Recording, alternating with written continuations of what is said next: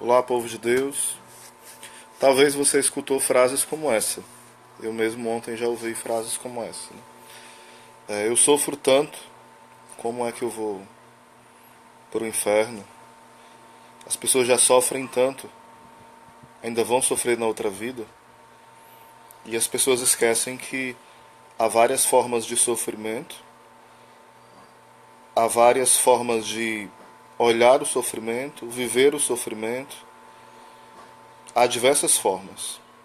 E por isso existem as formas totalmente erradas, infrutíferas, infecundas, que no mais pesarão para a nossa condenação, e não para a nossa santificação, e não para a nossa glória, e não para a nossa maturidade.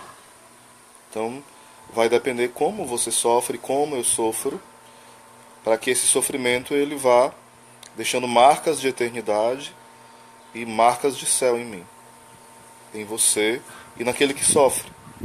Não é o simples fato de sofrer que é uma garantia de céu. Até porque seria uma loucura achar que o masoquismo e o sofrimento por si mesmo já é céu. Isso seria herético afirmar isso. Mas o sofrimento tem o seu grande valor. É um tesouro. Mas nós podemos tratá-lo como um grande lixo. Então vamos lá. Como é que eu posso sofrer? Primeira forma de sofrimento, a gente poderia dizer que é o sofrimento infrutífero. O sofrimento aonde eu escolho o sofrimento porque eu escolho o pecado. André Leone, Deus abençoe, meu irmão. Obrigado aí por estar conosco aí. Compartilha aí, você que está assistindo, com outros irmãos. E também pode ir interagindo aqui, tá bom? Então, primeiro ponto, o nosso sofrimento, ele pode ser infrutífero. Porque muitas vezes, um abraço aí para a nossa Célia também, a gente reclama e murmura e blasfêmia, diz blasfêmias, né? Como se a nossa reclamação, como se a nossa murmuração, como se a gente ficasse mal dizendo fosse resolver alguma coisa. É um pensamento bem pessimista, um pensamento não inteligente. Como se à medida que eu reclamasse do calor viesse o frio. Como se à medida que eu reclamasse dos insetos, eles fossem embora. Como se à medida que eu reclamasse da crise do país, a crise passasse. Não, eu tenho que fazer a diferença. Eu tenho que também fazer a minha parte. Não que eu seja o critério de solução. Muitas vezes a gente reclama das doenças, mas não se precaver delas. Eu reclamo de uma gastrite, mas eu como tudo que me dá gastrite. Eu reclamo de um coração vazio, mas eu procuro tudo que deixa meu coração vazio. O pecado, as pessoas erradas, as amizades erradas, os lugares errados. E isso é muito perigoso para nós, porque muitas vezes nós vamos buscando sofrimento, sabendo que aquilo vai nos fazer um mal, e muitas vezes culpamos a Deus por este sofrimento. Onde está Deus? Onde está? E por sofrimentos que nós ocasionamos.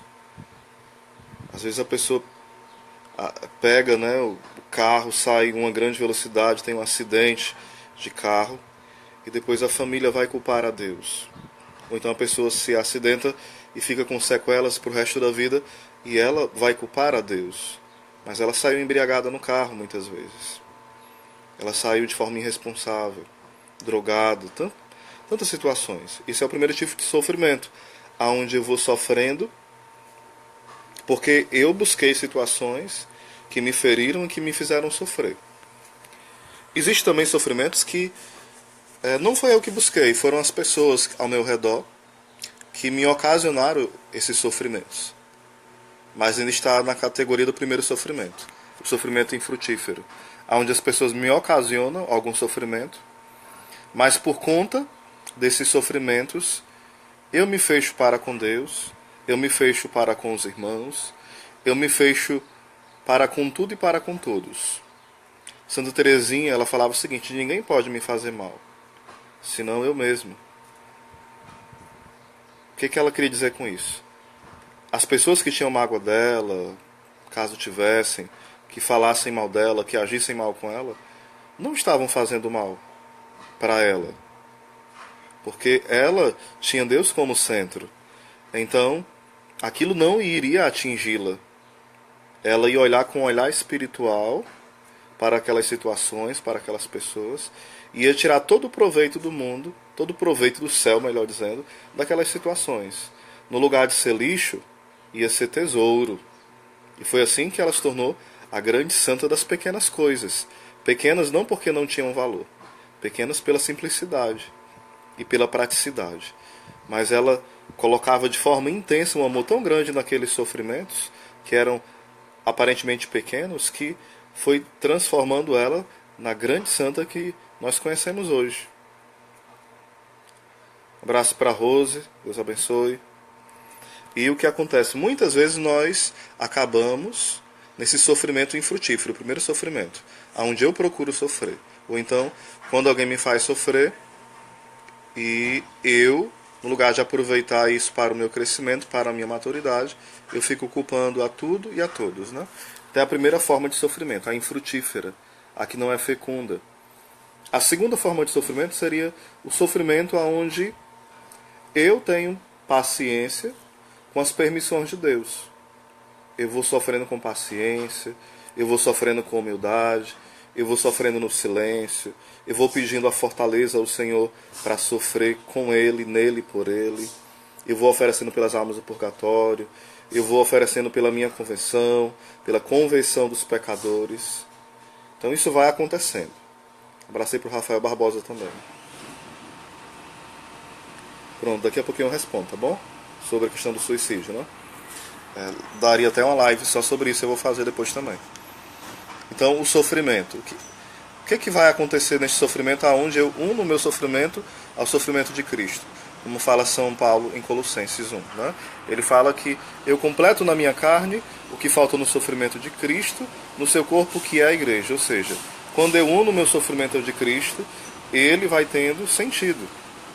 Então é o segundo tipo de sofrimento. O sofrimento onde eu sofro com paciência as permissões de Deus, as tentações, as percas, a perca de um familiar ou de vários familiares, a perca de um namoro, a perca de um amigo, uma decepção que eu tive, uma traição, uma calúnia, uma doença que eu tenho. Então eu vou sofrendo em Deus, por Deus, nele. Então esse sofrimento é o segundo nível de sofrimento. É um sofrimento que traz frutos. É um sofrimento que nos amadurece, que nos torna mais humildes, que nos torna mais sensatos nas decisões, nos faz evitar julgar o próximo. Sobre essa questão do suicídio, né? O que a Igreja Católica diz? A Igreja ensina que a gente não pode dizer que essas pessoas estão no inferno.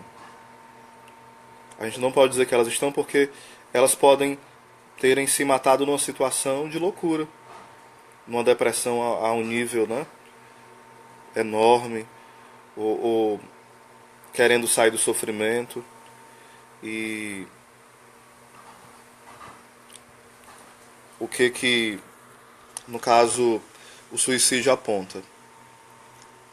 O suicídio só vai ser algo que vai levar à condenação, não só o tiro só, porque senão já iria incorrer em erro. Mas o sofrimento da questão antes do suicídio, ele é terrível, né? Então não cabe a nós dizer que a pessoa está no inferno, não. O correto seríamos que nós rezássemos por ela, crendo na misericórdia do Senhor, mas também lembrar de uma coisa: hoje existe a cultura do suicídio. Nos filmes, tem até na Netflix, né, uma série com 13 episódios, se eu não me engano vai ter também a sequência dos episódios, e é uma promoção ali do suicídio. Existem filmes que promovem e acham corajosos e ousados as pessoas que se matam. Então é algo muito grave o suicídio, né? Porém, a gente não pode dizer que a pessoa está no inferno ou não está no inferno. Por exemplo, São João Maria Vianney, uma vez, é o Santo Cura d'Ares, né? O grande santo. Quando estava uma mulher na fila da confissão, ele vai até lá, e, aliás, ele pede que alguém vá até lá e chama a mulher que está na fila, e ele fala: olha, teu esposo, ele se salvou, ele está no purgatório, eu preciso rezar por ele. E ela falou, mas ele acabou de pular de uma ponte, né, para dentro do rio. E ele falou, entre a ponte e o rio existe um abismo de misericórdia. Então ele foi salvo porque, de fato, claro que foi Cristo que o salvou, né, mas porque ele tinha uma profunda devoção à Virgem Maria. E por isso ele foi visitado por um profundo arrependimento. Então foi um caso aí de suicídio. Já teve um outro caso que não é nem suicídio, que a pessoa foi atendida em confissão e a esposa perguntou ao São Pio de Pietrelcina: Padre Pio, meu esposo está salvo? E ele chorando falou: seu esposo está no inferno. Mas ele se confessou, ele falou: mas ele escondeu um grave pecado na hora da confissão. Então ele está no inferno. Então essa questão da salvação e da condenação é um grande mistério. A igreja não faz uma categoria, né, de quem está no inferno. Também não diz que o inferno está vazio ou que o inferno não existe. Claro que a igreja não afirma isso. Afirma que a gente tem que ter cuidado para não ir para lá. E nos dá as armas para não irmos, né? Abraçando aí o Dudu Oliveira, daqui a pouquinho eu falo, tá bom? Sobre essa questão aí. Daqui a pouquinho eu volto para o assunto, mas ainda falando sobre o suicídio, né? Muitas vezes a pessoa vai movido pela loucura, por uma depressão imensa, por um transtorno na sua mente. Por exemplo, alguém que, digamos, num caso extremo, digamos que aconteça a pessoa estar possuído, mesmo e ela não consentiu e ela acaba se suicidando. Ali não foi um ato voluntário, não havia ali a liberdade, se ela estava possuída mesmo, né? Ou então, se ela estava louca, fora do seu senso normal. Também ela não pode responder como se tivesse normal. Porém, a gente não pode amenizar demais, achar que, não, então pronto, se suicidar é uma coisa comum, não. É muito grave, muito sério, mas a gente não pode estar colocando as pessoas no inferno, certo? Isso cabe a Deus, saber quem está lá, quem não está. Eu lembro aqui até da visão de uma beata, né, uma grande mística, que uma vez, por engano, entrou numa igreja luterana. E quando ela entrou nessa igreja luterana, e ela teve uma grande visão do inferno. Ela se enganou, né? Ela não entrou achando que era igreja luterana, ela achou que era uma igreja católica. E quando chega lá, Deus dá a visão de Lutero no inferno. Mas então nós podemos dizer que Lutero está no inferno? Bem, foi uma visão de uma grande mística, né, da igreja. Mas de forma categórica, dogmática, nós podemos dizer que ele está no inferno. Nós podemos crer que sim ou crer que não, por vários argumentos teológicos e argumentos também da questão dessa visão privada, revelação privada. Uma revelação privada não é só quando alguém vê algo sozinho, não. Revelação privada é tudo aquilo que foi revelado após, né, a revelação de Cristo e a revelação do primeiro período apostólico, né, até a morte do último apóstolo. Então, depois disso, né, é aquilo que foi sendo revelado para os santos, já são revelações privadas. Né? São revelações privadas, que podem estar em total acordo com aquilo que é a revelação pública, que é aquilo que a igreja nos deu, certo? Porém, como for uma revelação privada, você pode crer por essa revelação que ele está no inferno ou não crer. Como teve santas, que teve a visão de bispos no inferno, e teve uma santa, se eu não me engano, na época de Santa Brígida, que viu um papa no inferno. Então, a gente tem que ter muita cautela nas questões das revelações privadas. Eu gosto muito de ler e de rezar com as revelações privadas, sim, demais. Catarina de Emerick, né? Madre Francisca de Jesus, as mensagens de Nossa Senhora de Fátima e várias outras mensagens, né, de Nossa Senhora de Lourdes e vários outros grandes santos, né, que tiveram revelações privadas. Isso é muito belo. A gente conhecer essas revelações tem muito a nos falar. Porém, repito, elas podem... A gente não peca em duvidar de uma dessas revelações. Porém, se a gente duvida de toda revelação privada, eu acho que é um grande prejuízo à nossa fé. um grande prejuízo mesmo, né? É muito perigoso. Não sei se eu respondi, né, a questão do suicídio. A questão de Santa Teresa, vamos aqui. O que falar do sofrimento da ausência de Deus? Pronto, eu vou só para a terceira parte do que é a questão do sofrimento. Primeiro, o sofrimento infrutífero. Segundo, o sofrimento onde eu sofro em Deus, com Deus, na fortaleza, na paciência, na humildade, esperando no Senhor. E o terceiro tipo de sofrimento que é sofrer na alegria. Teve santos como Santa Teresa, Santa Maria Madalena de Pazzi, que falavam o seguinte, né? Sofrer ou morrer, Santa Teresa de Ávila. E Santa Maria Madalena de Pazzi falava sofrer e não morrer. Santa Maria Madalena de Pazzi também falava, né? Quem reza faz muito, quem reza e trabalha faz mais ainda. Mas quem sofre pelo Senhor, né, faz tudo. Quem reza, trabalha e sofre faz tudo. Isso foi repetido também pelo grande bispo venerável Funtum Shin e outros grandes homens de Deus, né? Não só repetido, mas vivenciado. Então, o sofrer com alegria já é um grau bem forte de santidade, bem alto, né? Tinha santos que reclamavam: Senhor, tu esquecestes de mim? E o Senhor: por que, minha filha? Porque hoje tu não me enviastes nenhum sofrimento, Senhor. Vai falar Santa Teresa de Ávila que Deus dá os seus maiores combates aos seus melhores e maiores guerreiros. E vai falar também que não se mede o amor que Deus tem a alguém pelo que Deus dá a essa pessoa, mas pelo que Deus pede a esta pessoa. Então, Santa Maria Madalena de Pazzi, por exemplo, a Beata Alexandrina, Santa Gema Galgani e vários outros santos que eram consideradas almas oblativas ou almas vítimas expiatórias, elas tinham a alegria de sofrer pelos irmãos, né?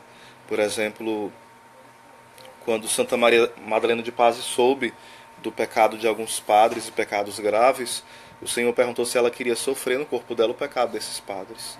E ela falou: quero sim, para que eles sejam salvos, para que eles sejam alcançados e libertos do inferno e que não caiam no inferno. E ela teve sofrimentos terríveis, Santa Maria Madalena de Pazzi. A Beata Alexandrina também teve essas situações, né, de ser essa alma reparadora da indiferença das pessoas diante da Eucaristia, diante da santidade, da crise também, questão do clero, né? Então, Beata Alexandrina é um grande exemplo disso. Santa Teresinha também, o seu primeiro filho espiritual, que foi Franzini, e ela começou a rezar quando soube da notícia que ele estava indiferente à conversão, a querer arrepender-se, e ela começou a penitenciar-se, a rezar por ele, e pediu um sinal do céu, né? E no dia que esse homem foi ser morto, que estava condenado à morte, ele pediu a cruz para beijar. E ela entendeu que ali foi o primeiro filho espiritual dela, o primeiro de tantos que viria, né? Então, a alegria de sofrer com Cristo. Esse nível nós não temos, mas nós podemos chegar. É possível, pela graça de Deus. Mas primeiro sofrer com paciência e com humildade. Houve santos, que, como São João da Cruz, que falava: Senhor, eu quero ser desprezado por todos. Eu te peço essa graça de ser desprezado por todos. Santos que amavam o sofrimento de forma tão sem igual que pediam a Deus o sofrimento. Isso, os grandes, grandes santos mesmo, né? Então esse é o terceiro nível de sofrimento. Volta aqui. A ausência de Deus. Eu lembro aqui de uma historinha que não tem uma ligação, mas vou fazer uma pequena ligação com essa pergunta, né? Santo Agostinho, ele falou assim: os homens, eles perdem um cavalo e eles passam o dia procurando, chamam os amigos, convocam os amigos e passam a noite sem dormir às vezes porque não acharam o cavalo. Mas os homens perdem a graça de Deus e continuam a brincar, a jogar e a dormir em paz. Aí ele vai falar que esses homens são loucos, porque diante da perca de um cavalo eles se inquietam, mas diante da perda da graça de Deus eles vão vivendo uma vida normal e vão dizendo: amanhã, né? Deixa para amanhã. E o Senhor vai falar: quem te prometeu o amanhã? Insensato, quem te prometeu o amanhã? mas é o que vai falar Santo Afonso e vários outros santos, né? Que o maior sofrimento de alguém é perder a Deus, que aqui não seria a ausência de Deus, né? Esse perder a Deus que vai falar Santo Afonso, ele vai até comparar a dor de Nossa Senhora, quando ela perdeu Jesus naquela caminhada, né, para Jerusalém. José e Maria estavam procurando Jesus e não encontravam, e o acharam no templo. E lá o verbo que vai falar sobre o coração de Maria, como estava aflito, teu pai e eu estávamos aflitos a te procurar, o termo que é usado no grego é o mesmo termo que é usado para o desespero dos condenados. Mas que loucura, essa é uma heresia, isso aí não. Quem fala isso é o padre Gabriel Amott no livro Maria, Mulher que Vence o Mal. Para ele vai mostrar que ali foi o grande sofrimento entre as dores de Maria, porque ela perdeu Deus. Então, o que ele ia analisando? A maior infelicidade de alguém é não estar com o Senhor. E quando parece que Deus está ausente, aí entra essa questão, né? Dessa ausência de Deus, do silêncio de Deus. É um grande tempo de maturidade. Porque quando Deus está silenciando, Ele está fazendo e trabalhando muito. Deus sempre está trabalhando, né? Sempre. Mas quando Ele silencia, é porque de fato Ele está nos fazendo crescer na confiança para com Ele, nos fazendo crescer numa fé mais madura, não uma fé infantilizada. Uma coisa é a infância espiritual, outra coisa é uma infantilidade espiritual, que seria bem diferente, seria uma imaturidade que não é desejo de Deus, né, para nós. Então, essa ausência do Deus que parece que está dormindo na barca e não está atento às nossas dores, é para que a nossa fé cresça, é para que a nossa paciência, a nossa humildade, para que a fé carismática nela brote ali nesse momento, é para que a gente não viva mais uma fé só de sensações. Ah, eu senti Deus, então foi bom a oração. Eu senti Deus, então foi bom o evento. Eu senti Deus, então foi bom o encontro. Não. Não é uma fé emotiva. Não é uma vida de intimidade com Deus, uma vida interior, é pautada em emoções. Por exemplo, Madre Teresa de Calcutá, ela passou a vida toda praticamente dela de caminhada sem nenhuma sensação. Sensações de consolações. Uma noite escura, profunda. E ela nunca saiu alarmando. Ela escreveu nos seus escritos sobre isso, né? Mas enquanto viva, não saía essas notícias sobre ela. Uma mulher que sofria na alegria. Não uma alegria sentimentalista, mas a alegria de saber que ela estava sofrendo pelos irmãos. E Cristo morreu por eles e ressuscitou por eles. E por isso ela sofria por eles também. Então, este grande exemplo de santidade, né? Aqui também que o Dudu vai falando aqui esse do Padre Pio: o irmão se condenou ao inferno porque deixou para se converter no amanhã. Tem uma pregação do Anderson que ele relata essa situação. Exato. A grande tentação é a questão do amanhã. Por exemplo, o Santo Expedito passava um couvo, né, um pássaro, e sempre falava crá, crá, crá, ou seja, amanhã, amanhã. E ele percebeu que ali era uma ação do demônio, né? Só crá, crá, crá. E era o demônio dizendo para ele assim: se converta amanhã, se converta amanhã. E depois ele falou: não, hoje, hoje. E daí a conversão dele explodiu. Foi bem forte a conversão de Santo Expedito, né? Porque ele não queria mais esse crá, crá, crá, não. Ele queria o hoje. Santo Agostinho também, ele, dado momento, ele queria retardar o processo, ele queria castidade um pouco para depois, mas depois ele foi tendo esse conhecimento interior tão profundo que ele falou: eu quero a castidade hoje. E ele foi mergulhado na vivência da castidade, né? Então, como isso é belo. O amanhã, a gente às vezes vive na ânsia do amanhã, na preocupação das conquistas do amanhã, e não vai vivendo a santidade hoje. O que me garante que amanhã eu vou estar firme, que eu vou estar de pé, que eu vou estar caminhando na graça de Deus? É a minha busca pela santidade hoje, em Deus, na humildade, na paciência, não se conformando com meus pecados, não sendo cúmplices dos meus pecados. Então, como vai falar o nosso querido Papa Emérito Bento XVI, a humanidade, ela É destruída pela impaciência dos homens e é salva pela paciência de Deus. Então, de fato, Deus nos chama a santidade hoje. Aqui não é questão do imediatismo, não. Não é isso que eu estou falando. Hoje, porque é imediato, eu tenho que ser santo agora, não. É um processo, é um progresso, e eu tenho que contar muito com a graça de Deus, muito mesmo. Aqui lembro aquilo que Santo Afonso fala. Em 1 Coríntios 10,13 fala que nós não vamos ser tentados além das nossas forças. Porém, Santo Afonso vai nos advertir o seguinte, que é na oração que nós vamos conseguir as graças necessárias para superar aquelas tentações da quais nós não tínhamos antes força para suportar. Por exemplo, quando eu rezo, vai vir tentações mais fortes, mas eu estou mais forte em Deus, quando eu rezo bem, né? Mas quando eu não rezo, vai vir tentações mais fortes do que eu, sim. Não porque Deus é injusto, mas porque pela oração, que é o meio ordinário que Deus me deu para conseguir as armas, mas eu não busco a oração. Eu me relaxo, eu confio no que eu li, no que eu ouvi em pregação e pronto. Então o demônio vem e me passa uma rasteira bem grande, porque eu não busquei o local onde Deus reservou para me encontrar e me munir das suas armas espirituais, como fala em Efésios 6.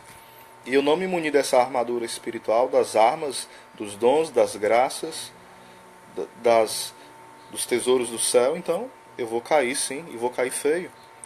E o demônio vai passar a vida dando rasteira em nós, porque a gente vai lutando com as nossas forças. Isso é muito idiotice da nossa parte, fazer dessa forma.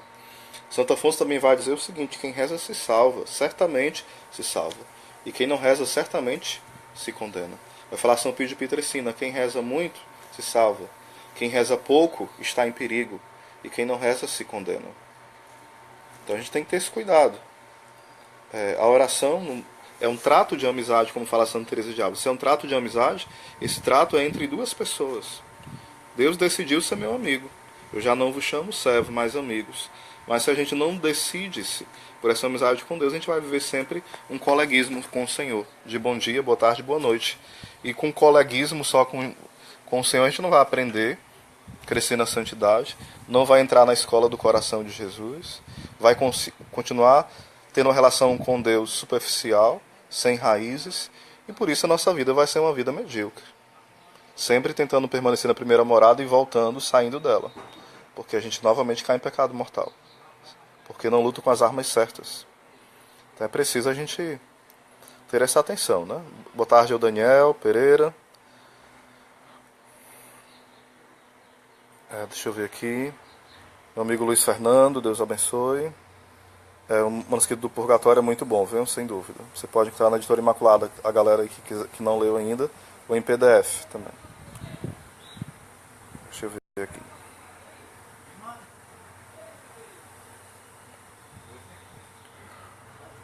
Tô apanhando aqui, viu, Dudu, da frase. O que foi que Santa Teresinha falou mesmo? Eu não tô vendo aqui a frase, não.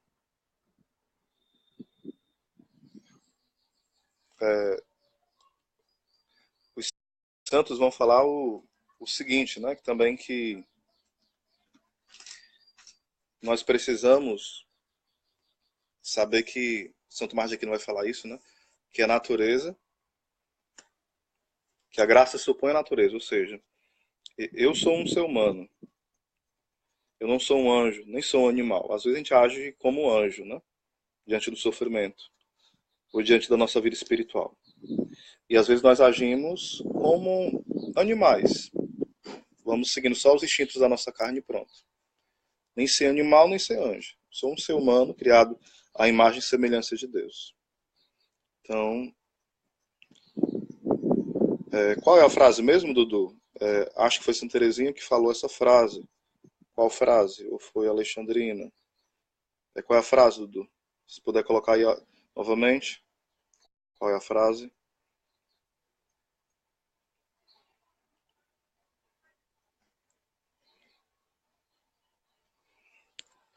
Se você puder, compartilhe também, né? Esse vídeo. Você percebe que eu sou muito amador, né? E é muito natural os vídeos que eu faço. Tá aqui, paredezinha, falta rebocar.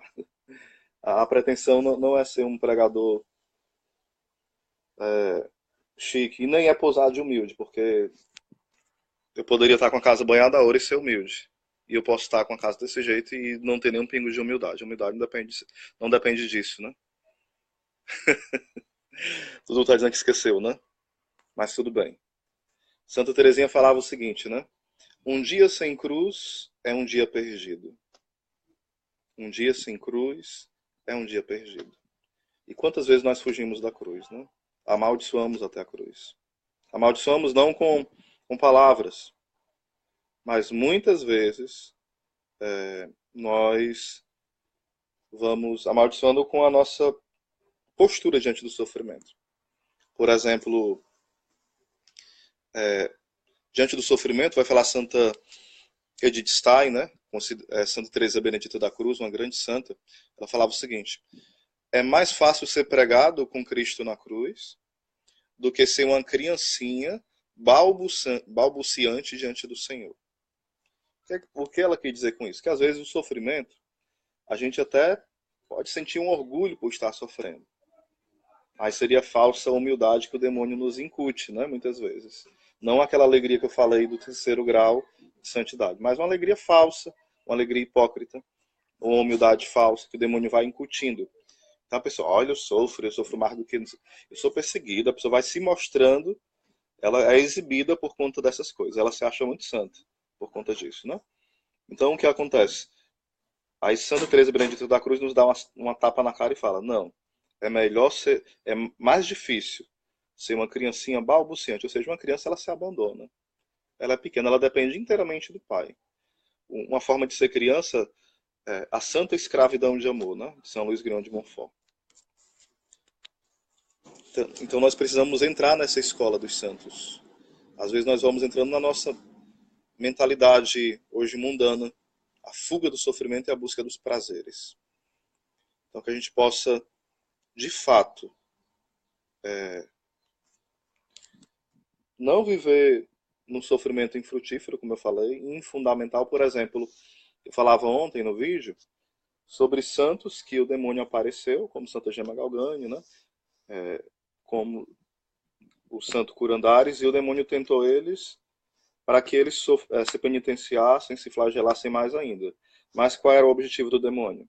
Para que eles se penitenciassem a tal ponto de não conseguirem mais responder aquilo que Deus chamava. Então sempre o equilíbrio. Hoje a sociedade ela foge muito do prazer não, da questão da cruz, né? Então a penitência hoje parece loucura. A penitência é algo proibido, né? É algo que parece que é da Idade Média. Ah, se a gente tivesse, né, aquele mesmo amor esponsal, aquele vigor espiritual, aquela paixão pelas almas que os santos da Idade Média também tiveram. Mas não foram só os santos da Idade Média. Os santos, ao longo de toda a história da igreja, foram homens que eram incendiados, né? Incendiados pelo amor de Deus. Que é a frase do São Boaventura, São Boaventura, né? Que o Dudu está comunicando aqui. São Boaventura dizia: a oração é a mãe e a origem da elevação, ação que nos leva para o alto. Isso mesmo. Vai falar também São Boaventura: Jesus é o caminho que leva ao Pai. E Nossa Senhora é o caminho que leva a Jesus. Uma vez São Tomás de Aquino, que é contemporâneo de São Boaventura, né, perguntou para São Boaventura: aonde é que ficam os teus livros, que tu tens tanta sabedoria, né? Olha, dois sábios, né, conversando em dois grandes santos. E ele falou, abriu a porta e falou: aqui está os meus livros, e apontou para a cruz. Então a cruz, esta grande escola dos santos. Não é que ele não lesse nada, sim, claro que ele lia. Uma certa vez um monge, né, muito piedoso, estava à beira da morte e ele pediu aos seus filhos espirituais: cadê o meu livro? Tragam o meu livro. E quando procuraram, aí depois eles entenderam que o livro era a cruz. Trouxeram a cruz e ele beijou. Esse é o meu livro. Esse é o meu livro. Uma certa vez uma santa carmelita estava sofrendo, né? E disseram o seguinte: tragam a imagem de Cristo para consolá-la. E ela pegou a imagem e falou assim: como eu posso me consolar enquanto o meu Senhor sofre? Porque nós sabemos que Cristo está ressuscitado no céu. ressuscitado em nossas vidas. Porém, ele continua agonizando até o final dos tempos no seu corpo, que é a igreja. Lembro aqui também de um franciscano muito piedoso, né? Capuchinho, e ele contemplava, isso está no livro A Paixão de Cristo, de Santo Afonso de Ligório. Ele contemplava Jesus Cristo, ele se flagelava muito, ele meditava diariamente na Paixão de Cristo várias vezes. E um dia, Jesus falou para ele, acho que era o nome dele, era Jacopônio, o nome dele. Ele falou, tu estás louco de fazer isso, Jacopônio? E ele falou, Senhor, eu não estou louco. És tu que és louco de ter morrido por mim naquela cruz. És tu que és o louco. Ou seja, essa loucura de amor que os santos tiveram, né? E que às vezes nós esquecemos esse sentido profundo. Santa Teresa de Ávila falava que você pode carregar a cruz, beijá-la, abraçá-la e ela vai ser leve. Mas eu posso sair arrastando a cruz e ela vai se tornando pesada. Vai falar São Luís Grignon de Montfort que Nossa Senhora é aquela que vai adocicando a cruz, adocicando o sofrimento. Não é que não vai ter sofrimento, mas em Nossa Senhora, com ela, por ela, o sofrimento ele tem um novo sabor, uma nova perspectiva, né? Ela é a mãe das dores. Vai falar os santos que Nossa Senhora, ela teve Cristo sem dor, mas ela gerou a igreja na dor, e foi na cruz que ela foi gerando o corpo místico de Cristo. Foi ali, a grande dor. O Cristo que ela teve sem a dor não a poupou, e não poupou não porque não a amava, mas pelo contrário, para nos mostrar o caminho. Nossa Senhora, no momento de maior sofrimento ali vai se consumando a maternidade de Nossa Senhora em relação ao corpo místico que é a igreja. Vou por outra chave de trabalho. Então nós precisamos estar muito disponíveis àquilo que Deus pede de nós. Às vezes algo muito pequeno, mas que vai exigir muito de nós. E sem a oração, sem a vigilância, sem o jejum, a gente não vai conseguir dar passos. Deus abençoe.